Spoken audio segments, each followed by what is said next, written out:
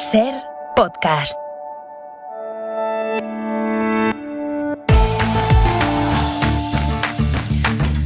¿Qué tal? Buenas tardes. Abrimos la ventana de este miércoles 27 de julio con Matías Vallés, adjunto a la dirección del Diario de Mallorca. Matías, buenas tardes. Buenas tardes, Marta. Y con la periodista Nairis Simón, que está aquí a mi lado en Radio Madrid. Hola, Nairis. Buenas tardes. A ver, ¿cómo estáis? ¿Os ha dado tiempo ya a ir a la playa? Supongo que a estas alturas ya sí, ¿no? Yo vengo del norte, así que estoy en Madrid acalorada en exceso.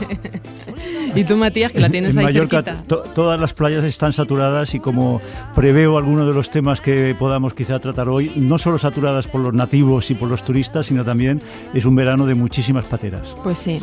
Quien haya ido en los últimos 2 días a cualquier playa del Mediterráneo quizá ha podido ver 2 carteles, uno al lado del otro, uno rojo y otro blanco. En el rojo se puede leer esto: cada 4 horas una persona muere ahogada en el Mediterráneo. Que es casi como que te den un puñetazo en el estómago mientras paseas por la playa tranquilamente y te comes un helado. Pero es que en el cartel blanco hay otra frase que incomoda tanto o más que la anterior, que dice: aquí tienes otro cartel por si decides mirar para el otro lado.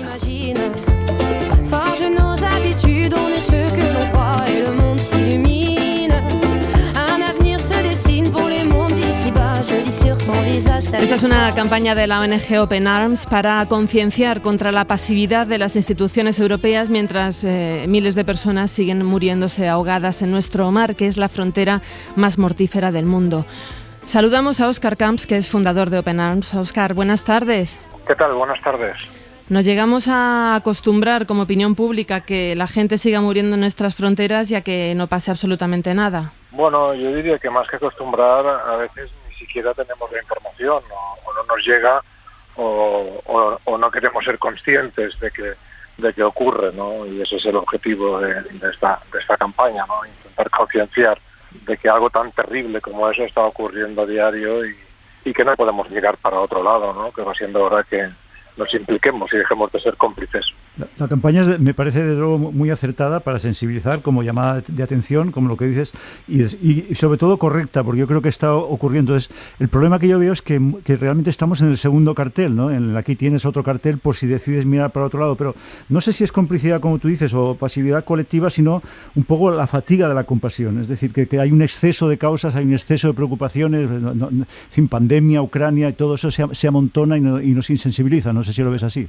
Bueno, yo creo que es vertical y nos viene de arriba abajo, ¿no? Si nuestros representantes están insensibilizados, pues y sus mensajes están llenos de insensibilidad o carentes de sensibilidad, pues acaban calando y acaban generando un discurso en la base que es orientativo, que es el que tenemos, ¿no? De ese discurso un tanto un tanto cómplice de lo que está ocurriendo. Bueno, mueren cada día, sí, mueren en la guerra, sí, pero no podemos quedarnos con el conocimiento solamente, ¿no? Habrá que implicarnos, ¿no? Yo creo que el derecho a la vida es un derecho fundamental, es el derecho básico, el derecho que da sentido a todos los otros derechos humanos, y hoy en día estamos viendo que hay vidas que no importan, ¿no? Hay unas decisiones políticas que yo diría que son decisiones necropolíticas, ¿no? Que hay vidas que importan y otras que no importan nada, ¿no? Y eso es lo que queremos quizá pues mostrar y enseñar y llegar a sensibilizar, ¿no? De que todas las vidas importan, no solamente unas. Y para eso, para despertar conciencias, os habéis juntado con la agencia de publicidad Putos Modernos. Joan Álvarez es su director creativo. Hola, Joan, buenas tardes. Buenas tardes, ¿cómo estáis? ¿Concienciar desde la incomodidad funciona? Bueno, sí, ojalá no fuera necesaria la publicidad en general y menos esta en particular, ¿no? Es señal que viviríamos en un mundo un poco más justo. En todo caso, la publicidad no deja de ser un medio. El fin está claro que es provocar un debate y, en el mejor de los casos, pues ayudar a quien ayuda, ¿no? Como es el caso de Open Arms. Por tanto, aquí los protagonistas son ellos y el mensaje, y nosotros, pues el pequeño granito de arena que podamos poner, pues encantados, claro que sí. Y es una campaña muy impactante, está claro, ¿no? Y más impactante todavía es el fenómeno, ¿no? Y entonces cualquier conciencia es poca, pero ¿qué puede hacer aquel que ve esta campaña para, aparte de pedir explicaciones, ¿no? Y exigir a los políticos responsabilidades, ¿qué podemos hacer como individuos, ¿no? Parece que muchas veces se apela a la responsabilidad individual y no a lo sistémico que tiene este fenómeno, ¿no? El fenómeno migratorio, el capitalismo global, etcétera. ¿Qué podemos hacer nosotros como individuos?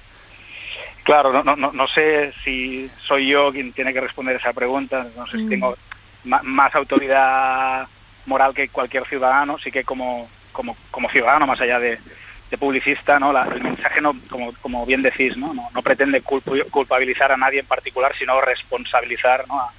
a todo el mundo en su conjunto. Cada uno, ¿no? puede hacer aquello que, en nuestro caso, por ejemplo, cuando vino una organización como Open Arms, pidiendo, pues eso, ¿no? Si podíamos hacer algo, pues nuestra forma de no mirar para otro lado, pues estaba clara, ¿no? Nosotros, pues hacemos publicidad o hacemos campañas que tratamos que sean, pues, distintas, impactantes, honestas en la medida de nuestras posibilidades, y nuestro granito de arena fue ese, ¿no? A partir de ahí, cada cual, pues, bueno, yo creo que ya simplemente, pues,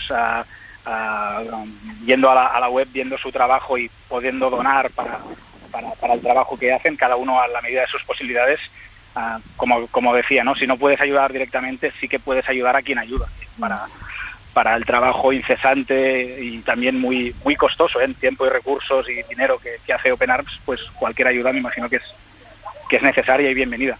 Óscar, te rebotamos la pregunta que hacía Ana Iris. ¿Qué podemos hacer? Bueno, yo creo que cuando vemos perder nuestros derechos, los derechos humanos, de la manera en que en estos últimos tiempos se están perdiendo, pues no conformarnos, ¿no?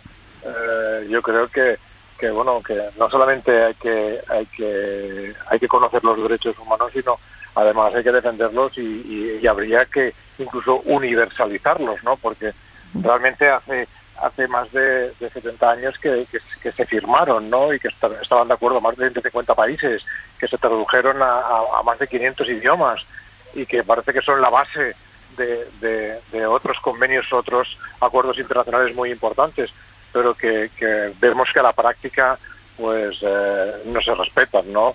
Entonces empecemos por aquí, empecemos por defender nuestros derechos, por no conformarnos con esta situación, primero por conocerla, por no mirar para otra parte, implicarnos, no querer ser cómplices de esta historia, porque como la historia nos pasa la factura dentro de unos años por lo que está ocurriendo ahora, y evidentemente si no te puedes implicar directamente, pues ayuda a quien ayuda, ¿no? Como decía ahora mismo el gente y eso es lo que tenemos que hacer, ¿no? Y no sé, nosotros estamos intentando por todos los medios poner el foco donde a veces creo que molesta, donde a veces creo que lo quitan. Bueno, no es que a la gente se le olvide, sino es que de pronto retiramos el foco y dejamos completamente desenfocada la zona, y las aguas internacionales sin foco son un agujero negro, ¿no? Vosotros habéis puesto estos carteles en la costa de Levante y también en Italia, porque es una situación muy similar lo que ellos están viviendo también. Sí, por supuesto, es que es global, ¿no? Y vemos que la situación y el contexto no va a mejorar, por lo tanto el escenario tampoco, ¿no? Ya vimos lo que pasó en Melilla, estamos viendo lo que ocurre en el Mediterráneo Central, estamos viendo lo que ocurre en Canarias, en el Atlántico, en el sur de España, en Mar de Alborán y en el Estrecho, y en otros 15 flujos marítimos migratorios que hay en el mundo y que apenas conocemos, ¿no? Y que también tendremos la obligación y la necesidad de poner luz allí, ¿no?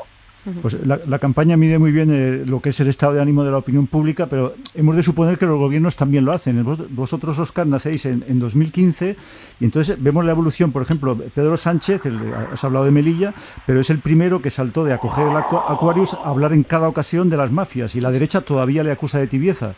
Y en Reino Unido, aunque no sea estrictamente el Mediterráneo, se habla de enviar los refugiados a Ruanda y de criminalizar al propio inmigrante. Es decir, en el Reino Unido la persona que se embarque en una patera será directamente un delincuente. ¿Ha empeorado la situación de 2015 o hay algo de positivo en la evolución en estos años?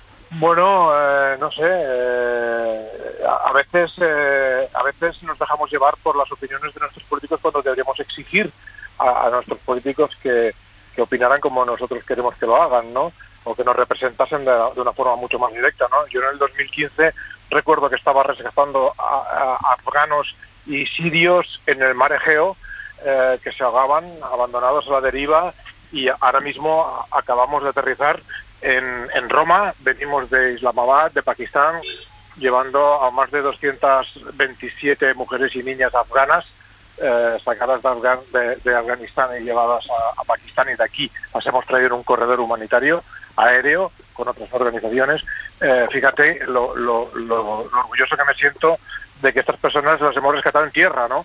Que digo que me sentía muy orgulloso de este cambio, ¿no? De poder no solamente rescatarlos del mar, que también lo hacemos, sino de abrir corredores humanitarios para poder evacuar a estas personas, ¿no? Porque buscan asilo, refugio, y llevarlas a un lugar seguro. Fíjate si han cambiado las cosas, ¿no? Aunque algunos políticos lo niegan, hay más organizaciones implicadas, hay más gente implicada, y sin el respaldo de la ciudadanía nosotros no podríamos estar haciendo lo que estamos haciendo, manteniendo la luz donde quieren oscuridad, ¿no? Así es que sí que están cambiando las cosas, aunque algunos intenten cambiar el escenario, o a través de su discurso confundir, ¿no? Distorsionar, pero bueno, cada vez hay más organizaciones y cada vez se está viendo más la realidad. Óscar, y volviendo al Mediterráneo, si mal no tengo los datos ahora mismo aquí, pero las muertes en el Mediterráneo han ido aumentando, ¿no?, con el paso de los años. ¿Qué ocurre y qué sería necesario por parte de las organizaciones internacionales para que esto dejase de ocurrir? Bueno, de entrada, evidentemente que aparte de trabajar mucho en origen, cosa que no se está haciendo, que militarizar fronteras y externalizar fronteras no es, ya sabemos y vemos que no es la solución, y además es muchísimo más caro.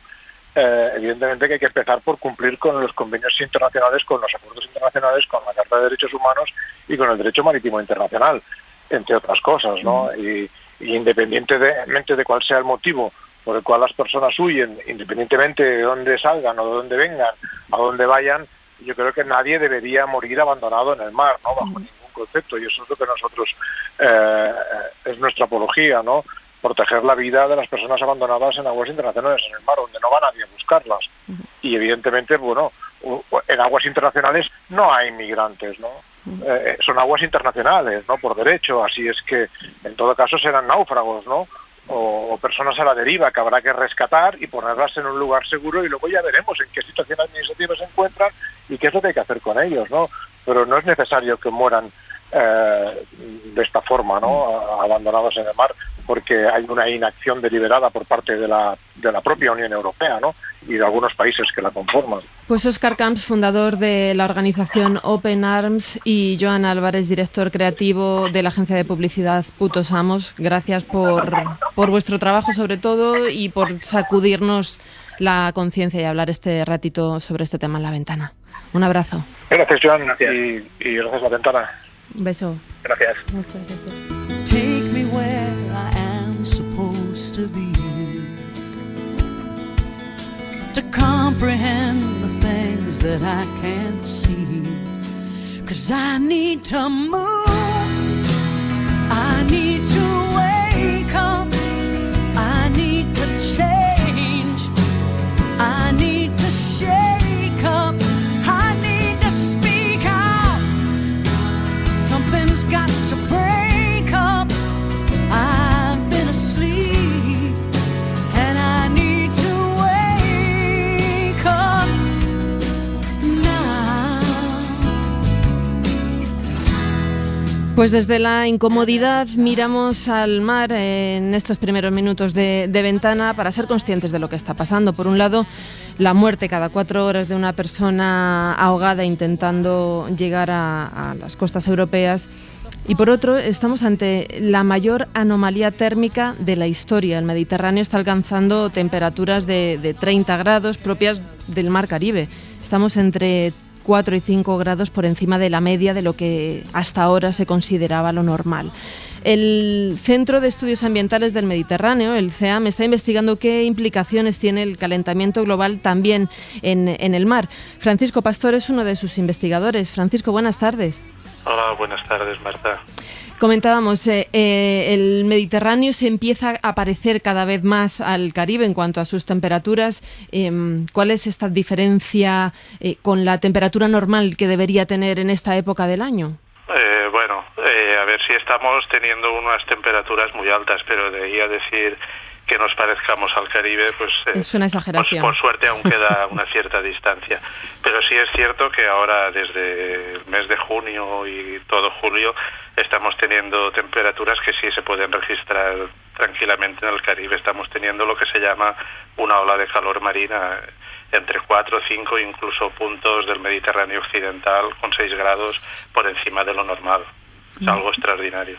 Estas olas son cada vez más numerosas, también parece que más duraderas y además que se producen antes en el tiempo, ya no en el puro verano, pero el cambio climático siempre exige esta prueba científica que es lo que llaman la atribución. ¿Este aumento inusitado de temperaturas es claramente un efecto de calentamiento global? En nuestra opinión, sí. Mira, ahora mismo estamos terminando para enviar a una revista científica un trabajo precisamente sobre olas de calor marinas en el Mediterráneo. Hemos visto cómo evolucionaban en los últimos 40 años y ha habido un cambio importante desde el año 2000. Se ha acentuado mucho el aumento de intensidad y de frecuencia de olas de calor marina desde el año 2000 aquí. Incluso hilando un poco más fino, en los últimos 10 años son más intensas y más frecuentes que hace 10, que hace 20 y que hace 40 años.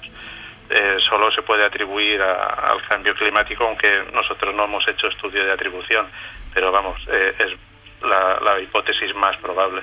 Francisco, y si para los humanos tiene una consecuencia, que es que si ya está extendido este mito de que el Mediterráneo es una sopa, ¿no? Esto dice todo el mundo. ¿Qué incidencia tiene este calentamiento para la flora y la fauna marina también? Pues la está teniendo ya y se está sufriendo. Muchos biólogos marinos están citando nuestros trabajos sobre el calentamiento de temperatura del mar y lo toman como uno de los factores que está afectando a las poblaciones, tanto a la llegada de poblaciones de otras especies invasoras que están adaptadas a mares más cálidos, como los problemas que están sufriendo las poblaciones locales en el cambio en su distribución espacial o incluso en su desarrollo o en la disminución de sus poblaciones, porque se están viendo enfrentadas a unas condiciones a las que no estaban adaptadas. Ha surgido una polémica científica sobre si el calentamiento de las aguas, que decía Marta en el caso del Mediterráneo, pues de unos 25 a casi 30, conllevará lluvias torrenciales en el futuro. ¿Existe una relación entre ambos fenómenos? Es decir, ¿ha aumentado el riesgo de que en cualquier momento se produzcan estas lluvias con las consiguientes inundaciones? Ese riesgo aumenta, pero debido al cambio climático, no que a un verano en concreto tengamos unas temperaturas muy altas del mar. Es un factor importante, pero tienen que concurrir otros factores como una situación atmosférica determinada en niveles altos, la temperatura del mar, una serie de factores que cuando concurren todos es cuando tenemos estos episodios de precipitación. Lo que sí es cierto es que si mantenemos esta acumulación de calor en el mar, cuando lleguen, que probablemente llegarán en otoño, estos otros factores, lo que vamos a tener será eventos más intensos, más fuertes, tanto en intensidad como en extensión a la que pueden afectar. Ahora mismo hemos terminado también otro trabajo que analizamos el mes de octubre del 2018, que todos recordaréis por las lluvias torrenciales en Mallorca, pero no se dieron solo ahí, se dieron en muchos otros sitios del Mediterráneo.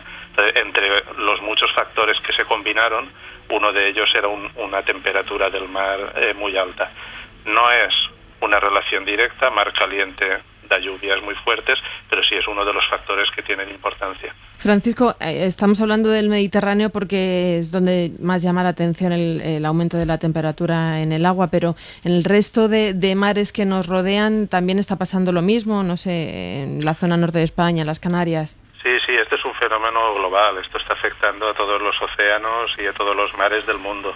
Nos fijamos más en el Mediterráneo no solo porque aquí sea nuestro mar, sino porque es una de las zonas en las que el cambio climático está teniendo un impacto más rápido, de donde se están viendo antes y más intensamente los efectos, pero en zonas como el Cantábrico, como el Golfo de Cádiz, está pasando un fenómeno similar, en otra escala, algo menor, pero también con calentamiento del mar.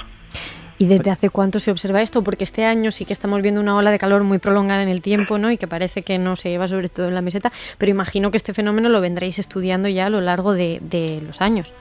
Claro, estos trabajos los estamos realizando con datos de satélite, de los que ya se tienen 40 años de bases de datos. Pero incluso hay observaciones locales en puntos determinados por el Instituto Español de Oceanografía, por otros institutos europeos o mundiales, en los que se ha ido observando con series más largas, que aunque estén localizadas en un punto y no representen más que a su zona, se está viendo ya ese calentamiento desde mucho antes.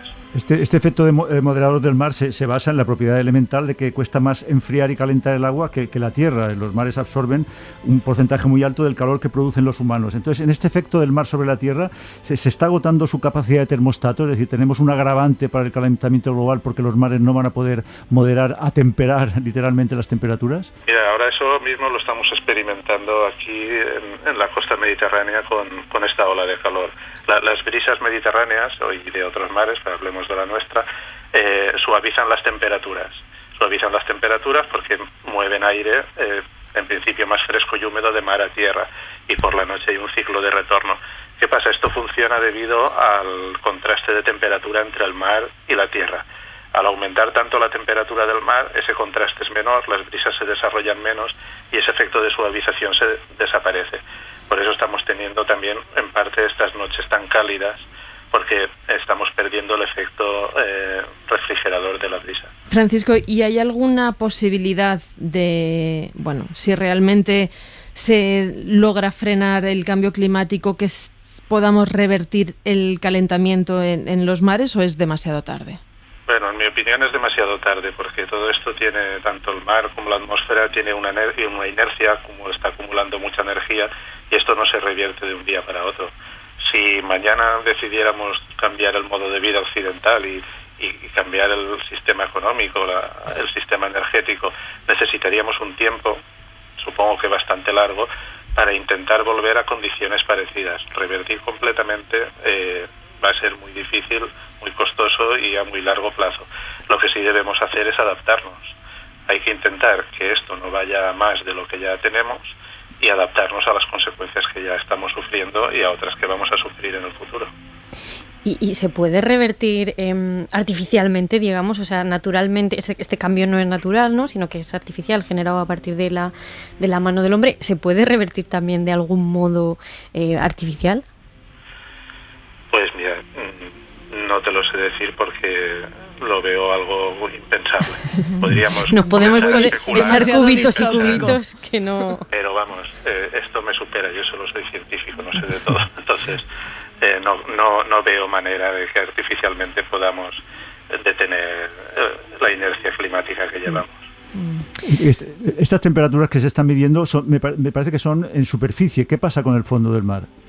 Bueno, esa es una pregunta muy interesante. Estamos viendo la superficie y además, como cuando entrevistamos a los periodistas, a gente en la playa, estamos sintiendo el agua más superficial, pero esto se está propagando. Nosotros no lo hemos hecho, pero sí hay otros estudios que han analizado cómo el calor que se va acumulando en los mares no solamente se queda en las capas superiores, sino que se va distribuyendo en toda la columna vertical. Entonces, el efecto es mucho mayor. Se está acumulando una cantidad de energía muy importante.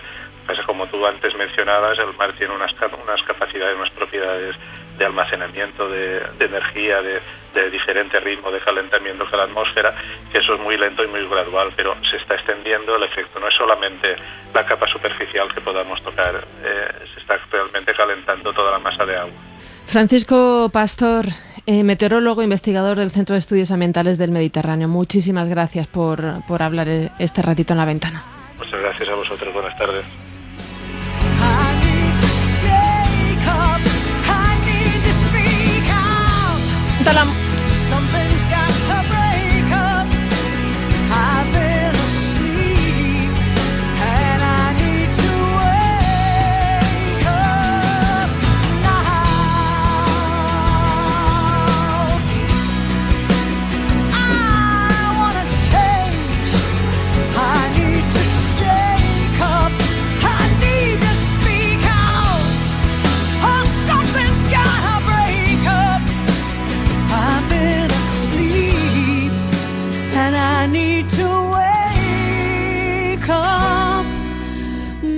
La Ventana, en Ser Podcast.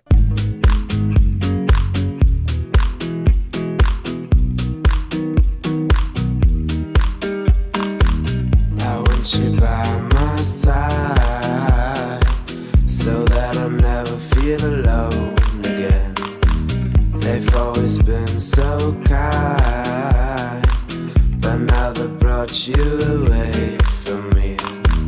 I hope they didn't get your mind. Your heart is too strong anyway. We need to fetch back the time they have stolen from us. Van a dar las 5 menos 20, las 4 menos 20 en Canarias, y aquí estamos tomando café hoy con Matías Vallés y con Ana Iris Simón. Yo creo que todos en algún momento de nuestra vida hemos fantaseado con la idea de vivir en otra época, en algún momento diferente de la historia. La ficción ha ayudado mucho a este ejercicio de imaginación, claro, y el arte y la literatura, por supuesto que también. Pero, ¿y el olor? ¿Se imaginan a qué podría oler un estanque en Egipto hace, no sé, unos 3.000 años? ¿O esa mezcla de fragancias de las ofrendas que se hacían en las tumbas de los faraones? Pues ayer leíamos en El País una crónica que firma Marc Español desde El Cairo sobre esto, sobre la recreación de los aromas de una de las civilizaciones más antiguas del mundo. Y creo que podemos saludarle. Marc, buenas tardes. Buenas tardes, Marta, ¿qué tal? Muy bien, ¿y tú? Oye, ¿cómo eran de importantes los olores en el antiguo Egipto?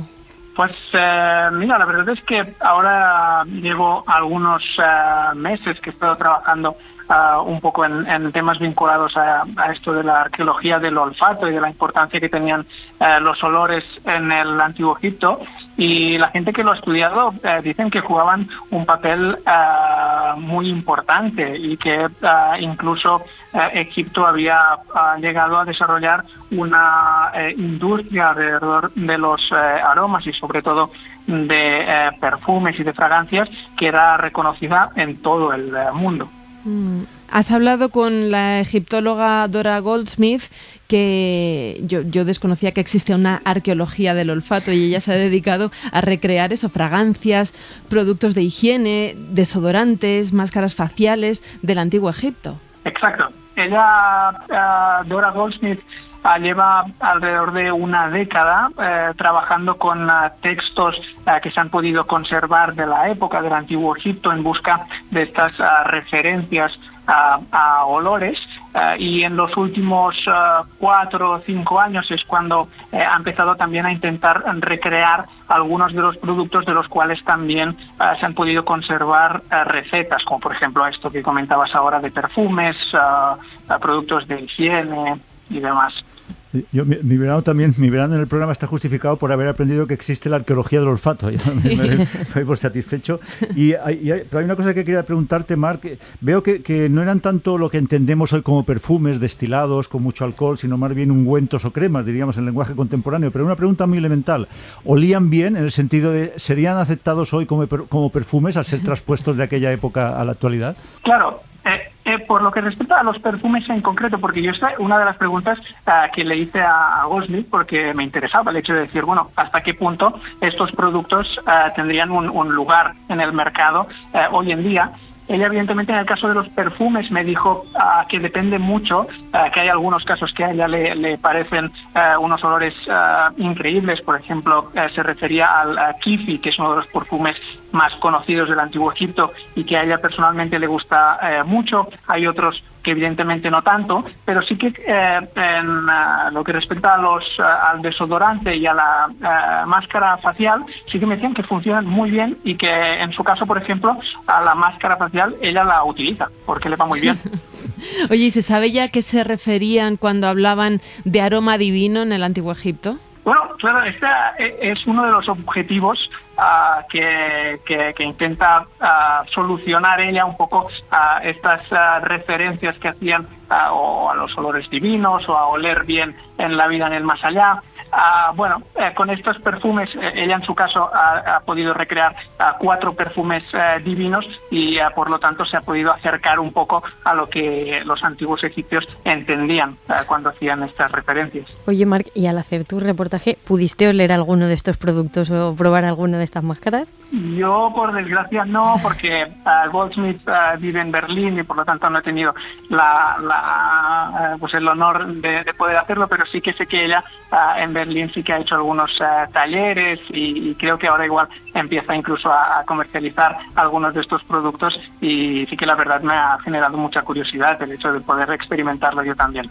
Mira, Marc, vamos a preguntarle a Marina Barcenilla, que ella se dedica a esto, a construir, a reconstruir olores, porque es además perfumista y académica del número Sillón Rosa Damascena de la Academia del Perfume. No sé si lo he dicho bien. Marina, buenas tardes.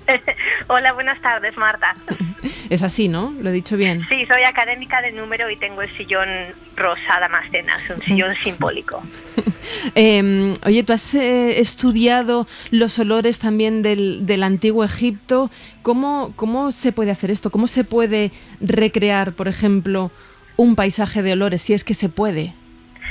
Bueno, lo primero que tenemos que mirar es la información que tenemos, los textos históricos que nos dicen, describen cómo eran los paisajes, cómo eran los diferentes sitios, y también que nos dan las recetas de los perfumes antiguos y de los inciensos antiguos que se utilizaban en Egipto.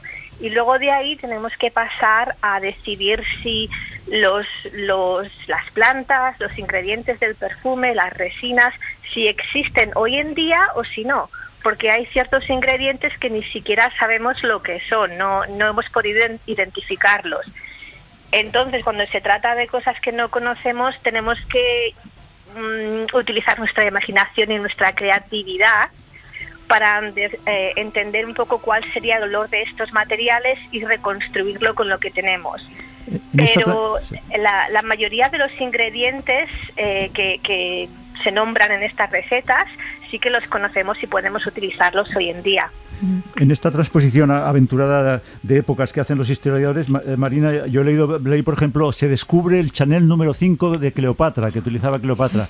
¿Es así? ¿Se ha descubierto y se puede hacer esta transposición tan alegre?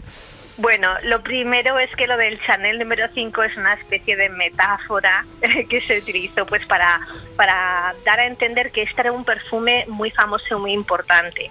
El que Cleopatra lo llevase o no, eso no lo sabemos, eso es suposición. Pero a lo que se refieren es que, por ejemplo, creo que se refieren al perfume que se llama el Mendesiano, que era uno de los perfumes más importantes y más famosos de esa época y que se conocía en todo el mundo. Entonces la gente aspiraba a tenerlo, igual que cuando salió Chanel número 5 la gente aspiraba a tener ese perfume, y que consistía de especias y de ingredientes que eran bastante costosos y tenían un cierto símbolo como de estatus social, de si tenías ese perfume pues tenías cierto estatus social. Eso era lo que te iba a preguntar, si el perfume era algo accesible para todos o solo lo usaban las élites. Bueno, depende del perfume. Había algunos perfumes que solo se utilizaban en los templos, otros que se utilizaban para las clases más altas y más afluentes, y luego la gente día a día, los campesinos, no podían permitirse semejantes lujos, pero podían hacer uso de hierbas y de especias que igual tenían a mano en casa. Oye, Marina, y había modas, porque ahora de repente se lleva un perfume y ves en el metro por la calle a un montón de gente que lleva el mismo perfume que tú, ¿no? Hay como tendencias. ¿Había también eso en Egipto? Perdona, Marta, te estoy perdiendo. A ver, Ana Iris decía que si había tendencias como las hay ahora, ¿no? Que de pronto se lleva un olor, se lleva un perfume y todas lo llevamos de repente. Bueno, tienes que pensar que la historia de Egipto es muy larga. Estamos hablando de milenios. Entonces, cada época tiene sus especias, tiene sus hierbas y tiene sus modas que, bueno, cambian de un año, no de un año a otro, pero igual de un siglo a otro sí que cambian. Pero dependía mucho también de tu estatus social y de lo que podías permitirte. Marc, cuentas en el texto que además de hablar de los ingredientes de los perfumes, esta investigación permite saber más sobre los artesanos que los hacían, que no eran trabajos delicados porque precisaban de un esfuerzo físico, ¿no? para triturar las semillas y los otros ingredientes. Sí, exacto. O sea, la arqueología del olor de la que estamos hablando te da muchas pistas, no solo de los perfumes que se usaban. Exacto, porque de hecho de las cosas a las que se refería Goldsmith precisamente era el valor que ella atribuye al hecho de lanzarse a intentar recrear algunos de estos productos, porque ella entiende que tiene valor el hecho de hacerlo, porque, por ejemplo, cuando ella lo ha hecho, se ha podido encontrar de que el esfuerzo físico que conlleva es importante, y esto también nos ayuda a poder hacernos una idea de qué perfil de personas se podían dedicar a la producción, por ejemplo, de perfumes. Marina, además de perfumista, eres astrobióloga y creo que ahora mismo estás en el Museo de Historia Natural de Londres acabando tu doctorado sobre la búsqueda de vida en Marte. ¿Se puede saber a qué huele el espacio? Bueno, pues muy buena pregunta. Podemos saber a qué huelen las moléculas que existen en el espacio y luego podemos mezclarlas y tener una idea de cómo huele el espacio, pero es todo suposición y imaginación. ¿Y la existencia de vida en Marte es una suposición, Marina? ¿Perdona, qué has dicho? No, si la existencia de vida en Marte también es una suposición, es una hipótesis. Bueno, no diría que es una suposición. De momento no hemos encontrado nada, así que no suponemos nada. Por eso estamos buscando. Oye, Marina, y yo que acabo de descubrir también esta paleontología olfativa, hay épocas que huelen mejor que otras. Pienso en la Edad Media, por ejemplo, y en toda la leyenda negra que pesa sobre esa época. ¿Hay una época que le dé especial valor a los olores y otra menos? Bueno, depende de a qué nos referimos con olores. Por ejemplo, en la Edad Media no teníamos la sanidad que existe hoy en día y la higiene que existe hoy en día. Entonces se utilizaban olores muy fuertes de plantas que se encontraban habitualmente para, como quien dice, alejar esos olores, ¿no? Y las enfermedades que venían con ciertos olores. Pero luego más adelante vemos que diferentes reinos tienen sus gustos, les gusta oler a esta flor o oler a este perfume, y de ahí empieza a desarrollarse una perfumería más sofisticada en los siglos XVIII, XIX, que es de donde nos viene la perfumería de hoy en día. Pero que tiene el olfato, que es un sentido tan potente, ¿no? Que es tan capaz de transportarnos a otro lugar, solo con oler. Así es, sí, es muy importante.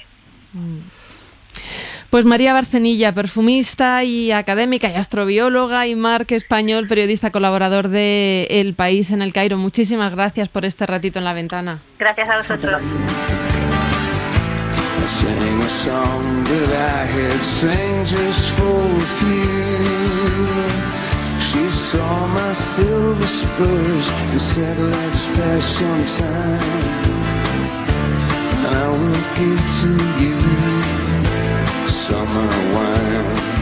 Venga, que si hemos empezado mirando al mar, vamos a terminar esta primera hora de Ventana también mirando al mar por otras causas. Imaginen que les invitan a una cena en una casa o en un restaurante y piden vino. Y en el momento de degustarlo, pues se dan cuenta de que la botella que sirve el camarero no es normal, sino que está llena de arena, de salitre, incluso que tiene algún molusco de mar pegado. Pues no se asusten, es una botella probablemente que ha envejecido bajo el Atlántico a 18 metros de profundidad y posiblemente en la bodega submarina de Canarias. Julián González es el gerente de la bodega La Haya. Julián, buenas tardes. Hola, buenas tardes. Explícanos esto, ¿cómo hace tu bodega para envejecer el vino debajo del mar?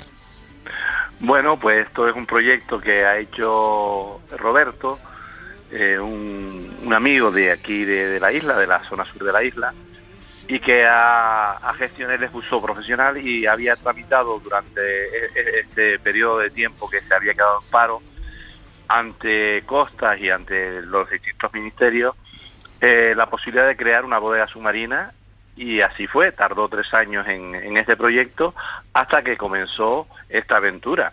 Es como una bodega exactamente en tierra, pero en este caso hecho en barrotes de hierro, anclada en el fondo del mar, como bien decías, a 18 metros de profundidad, en la bahía del Polis de Abona, en Tenerife. Oye, ¿y le da alguna propiedad distinta al vino? O sea, ¿tiene alguna incidencia sobre su sabor o sobre los grados? Sí, sobre los grados no, pero sobre su aspecto organoléptico sí. Hay unos cambios bastante radicales dependiendo de los tipos de vino, y sí hay bastante diferencia. se produce un envejecimiento del vino de manera acelerada en muy poco tiempo, ¿no?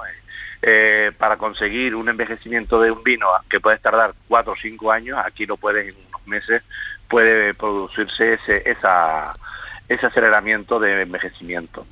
Y en una cata ciegas, ¿un experto puede distinguir si el vino se ha conservado debajo del mar o en las condiciones habituales? Sí, bueno, en el caso de nuestra bodega, nosotros hacemos un pack donde el mismo vino, el terrestre, y presentamos los dos, el terrestre y el submarino, el mismo lote, el mismo vino, para que se aprecie la diferenciación de cómo transforma el vino de una manera impresionante, siendo el mismo vino en el tiempo en que esté madurándose o criándose en el mar.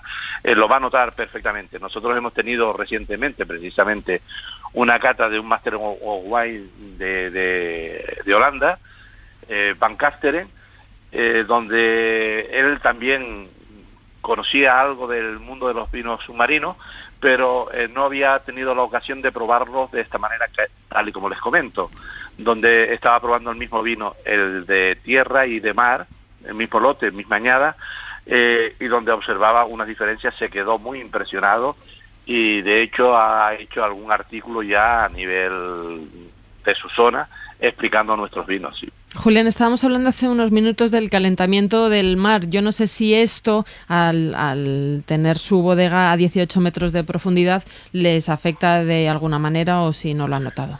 Hombre, ahora mismo es verdad que el cambio climático se nota sobre todo en la área de superficie, pero hasta a 18 metros de profundidad supongo que si se hicieran estudios seguramente habrá alguna modificación. Pero allí la temperatura a esa altura es constante, está en torno a los 14, 15 grados de temperatura y donde hay muy poca luz y hay unas condiciones de conservación ideales para la maduración y mejora del vino, ¿no? En este caso. Creo que tienen las vides en Los Realejos. Yo no sé si el fuego les ha afectado de alguna manera. No, lo tenemos aquí justo muy frente, muy cerquita, lo tenemos justo al lado, en la cordillera de Tigaiga. En mi caso tenemos las vides y los viticultores con los que trabajamos en la zona de la Cruz Santa, que está a bastante distancia de donde ha sido. El fuego ha pasado a toda la ladera, hacía más de siglo y medio que no había ocurrido esto, y este año, pues por desgracia, y los cambios de tiempo y las altas temperaturas han hecho que haya pasado hacia la cordillera de Tigaiga, que es una de las paredes del Valle de la Orotava, y sí ha entrado en una zona donde tenemos la laurisilva y el bosque de pinar canario, ¿no? Sí ha afectado a esa zona. Estaba muy cerca de las viviendas. De hecho, yo tengo una finca muy cerquita donde sembramos las papas bonitas, las papas antiguas de Canarias, en esa zona, la zona de Chanajiga, y se ha quedado a unos cientos de metros de mi finca. En cuanto a las papas, el viñedo está mucho más alejado, y que yo sepa, inclusive por la zona de San Juan de la Rambla, La Guancha, no ha afectado a ningún viñedo. Sí ha afectado a terrenos de cultivo de papas, pero no de viñedos. Oye, imagino que una bodega submarina es más cara de mantener, ¿no?, y de producir que una bodega no submarina. ¿Eso repercute en el precio final del vino? ¿Son caldos más caros que normalmente? Sí, claro, evidentemente tiene un coste bastante alto. ¿Cuánto puede costar una botella con vino envejecido bajo el mar? Aquí en Canarias las estamos vendiendo en torno a la botella sola en torno a los 30 euros. Que tampoco es excesivo. Yo el pack de submarino, o sea, el pack de vino terrestre y submarino, lo estoy vendiendo de media en torno a los 50 euros por tipo. Hay un mayor peligro también de que se rompa una botella, de que haya pérdidas al tenerlo bajo el mar. No, hasta ahora no hemos tenido. Hombre, a veces de manipulación, puedes que a la hora de manipular esto va en jaula, perfectamente colocada. Quedan muy bien y no hay ningún problema. Yo hasta ahora no hemos tenido pérdidas en ese sentido, sino al contrario, es decir, lo que llevamos lo volvemos a recibir perfectamente. Pues Julián González, gerente de la bodega La Haya, muchísimas gracias por estos minutos en la SER.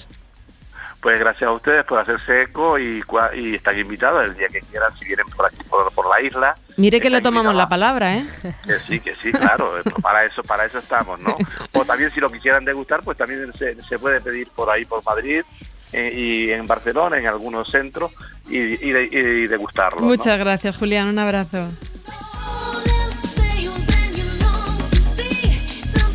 Se cumplen 154 días de guerra en Ucrania, ahora muy pendientes de si se reanudan definitivamente la exportación del cereal a través de 3 puertos del Mar Negro, necesario para aliviar la crisis alimentaria. Y en este contexto, Matías, nos ha llamado la atención de las fotos que se ha hecho la mujer de Zelensky para una revista de moda con abrigos carísimos en mitad de un búnker, ¿no? Efectivamente, Olena Zelenska es portada y páginas interiores de Vogue. En España, al ver esto, una política o una primera dama en Vogue, hemos de pensar en el posado famoso de las ministras de Zapatero, también allí en la misma revista, en la misma publicación. Y es muy difícil para mí el juicio, ¿no? Porque está claro que tienes que ir a cualquier medio. Y estoy pensando ahora, por ejemplo, en Pedro Sánchez llamando a Jorge Javier en Sálvame, ¿no? O sea, tienes que ir donde está el voto, donde puede estar el apoyo. Pero la verdad, por ejemplo, voy a decir solamente una frase del reportaje. Dice: la camisa de Zelenska tiene el mismo aspecto oxidado de los tanques rusos que he visto viniendo hacia aquí. Claro, yo no sé si frases de este tipo, cuando son contempladas por los refugiados ucranianos, los cientos de miles que hay ahora repartidos por toda Europa, no les parece un poco pues una frivolidad. Sí, va a analizar la guerra y el sufrimiento, ¿no? De alguna manera. A mí me recordaba la foto de Ayuso durante la pandemia, aquella que también fue mucho exaltación como del sufrimiento y que fue muy criticada también, que parecía una virgen. Tampoco es algo nuevo, ¿no? Lynn Miller ya retrató la Segunda Guerra Mundial, tiene una foto muy bonita en la bañera de Hitler, pero sí que lo que creo yo es que el capitalismo tiene el poder de banalizar todo, y en este caso es una banalización del dolor, ¿no?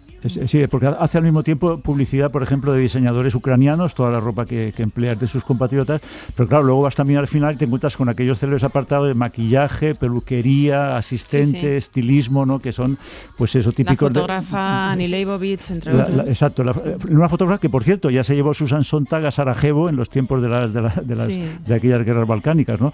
Pero es el punto en que dices, bueno, pues quizá hay que llegar al extremo para sensibilizar a la población, pero a lo mejor han dado un paso más, ¿no? Matías Vallés, muchísimas gracias. Mañana hablamos otra vez. Un beso, Marta. Besazo. Hasta mañana. Ana Iris, tú y yo seguimos. Suscríbete a La Ventana. Todos los episodios y contenidos adicionales en la app de Cadena SER y en nuestros canales de Apple Podcast, Spotify, iVoox, Google Podcast y YouTube. Escúchanos en directo en la SER de lunes a viernes a las 4 de la tarde. Cadena SER. La radio.